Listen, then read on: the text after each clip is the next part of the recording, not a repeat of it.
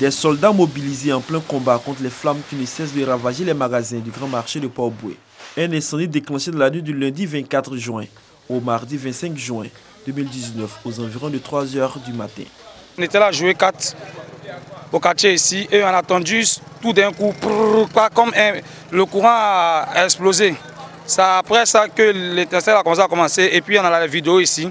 On est rentré au commissariat, on a averti. Là, quand les policiers sont sortis aussi, ils ont constaté ça. Ils ont commencé à appeler les pompiers. On dit on ne pourrait pas rentrer parce que c'était affaire de courant.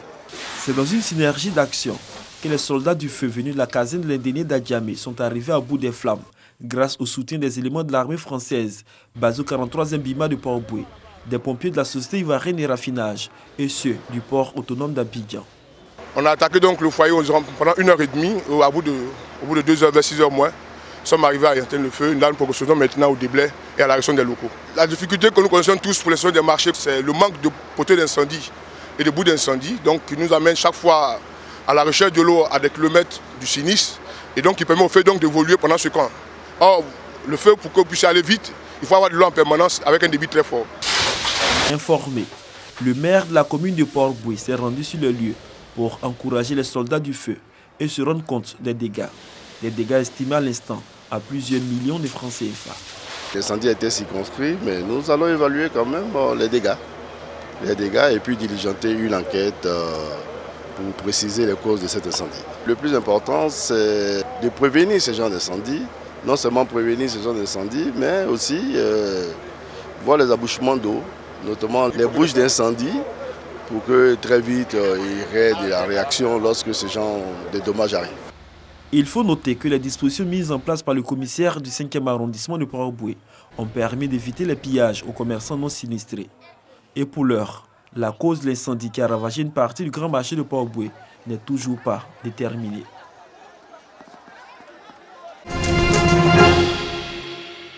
Lycée technique d'Abidjan-Cocody, élèves et enseignants sont présents ce mardi 25 juin pour les épreuves orales du baccalauréat technique et artistique, session 2019. Le secrétariat chargé des épreuves s'active. Actuellement, nous sommes en train de mettre de l'ordre dans nos documents, distribuer les vacations et affecter les interrogateurs. Après l'oral, il y a les travaux pratiques qui vont se dérouler. Je suis venu pour les jours français et anglais. Donc j'attends les heures pour passer. Et je me suis préparé à la maison. Je suis prêt. Après la mise en place, les premiers élèves passent à l'interrogatoire. Pour les encadreurs, le niveau des élèves est appréciable. Aujourd'hui, quand tu ne parles pas anglais, tu es considéré comme un analphabète. Tu dois être relax et puis sortir ce qu'ils ont. Surtout, il ne faut pas avoir peur de faire sortir, parce que quand tu as peur de faire sortir, souvent c'est vrai, souvent c'est faux, mais il faut faire sortir quand même. C'est le fait de faire un effort déjà, le professeur sent que tu as envie de parler la langue. Et c'est ça notre satisfaction. Plus de 700 élèves des séries F et E vont participer aux épreuves orales du baccalauréat technique et artistique au lycée technique cette année. Déjà, le proviseur de cet établissement se dit satisfait du démarrage des épreuves. 4 filières.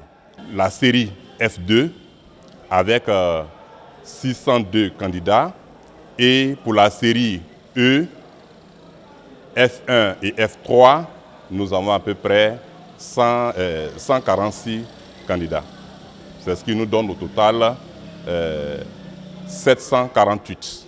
Les démarrages sont toujours difficiles, mais les choses finissent par entrer en ordre. Donc je peux dire que les choses démarrent tout doucement, mais dès demain, nous allons trouver notre rythme de croisière. Défilé et présentation des activités des élèves du centre de formation féminine de Claire Amitié Bouaki. Activité clôturant l'année scolaire du centre.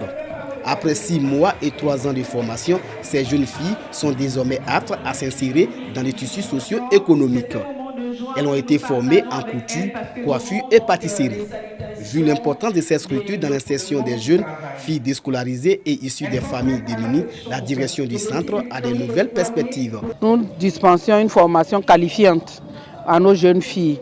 C'était des filles généralement qui étaient d'un niveau scolaire assez bas, Donc nous avons sollicité de l'État, le ministère, pour avoir un agrément, de sorte que maintenant nous formons des filles au CAP professionnel en couture, en coiffure et en pâtisserie.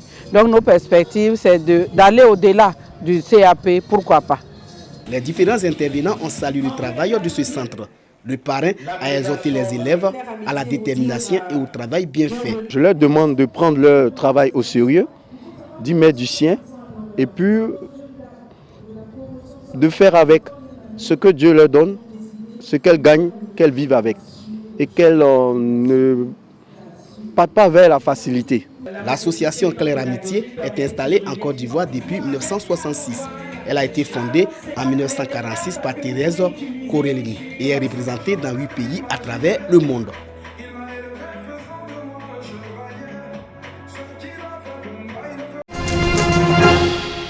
Important dans la protection contre certaines maladies, le vaccin garantit à l'homme une bonne santé.